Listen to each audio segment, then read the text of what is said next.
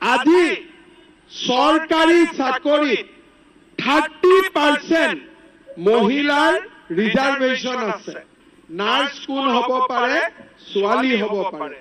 আজিকালি ছোৱালীৰ কাৰণে বহুত সুবিধা আছে। পুলিচৰ চাকৰিটো আপোনালোকে দেখিছে কিমান ছোৱালীয়ে চাকৰি পাইছে।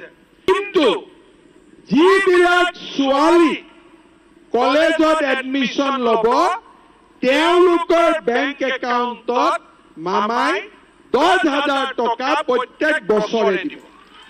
এইবাৰ চৰকাৰে সিদ্ধান্ত লৈছে যে কলেজত এডমিশন এইবাৰ আমি বিনা পইচাত কৰি দিম, কোনেও 1 পইচাও দিব নালাগে। মোৰ এটা ইচ্ছা যে ছোৱালীবিলাক সৰু বয়সতে বিয়া হব নালাগে। আজি সরকারি চাকরি 30% মহিলার রিজার্ভেশন আছে। এতিয়া যে এখন হসপিটাল দেখিলো, নার্স দেখিলো, নার্স কোন হব পারে, ছোৱালী হব পাৰে।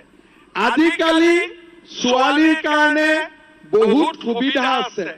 পুলিচৰ চাকৰিটো আপোনালোকে দেখিছে কিমান ছোৱালীয়ে চাকৰি পাইছে। সেইকাৰণে মোৰ মনৰ ইচ্ছা যে ছোৱালী বিলাকক আমি কলেজত পঠাব লাগে আৰু জুলাইত দিব। আৰু ছোৱালীৰ পঢ়াৰ দায়িত্ব দেউতাক মাকে লব নালাগে, ছোৱালীৰ পঢ়াৰ দায়িত্ব মামাই লব।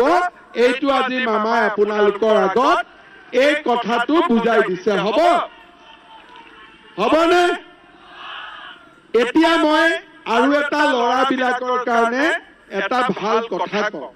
ৰকিবুলৰ মিটিঙত এইবিলাক শুনা নাপাব, আজমলৰ মিটিঙত এইবিলাক শুনা নাপাব। মোৰ মিটিঙত মই আঁচনিৰ কথা কওঁ, যাতে ৰাইজ উপকৃত হয়।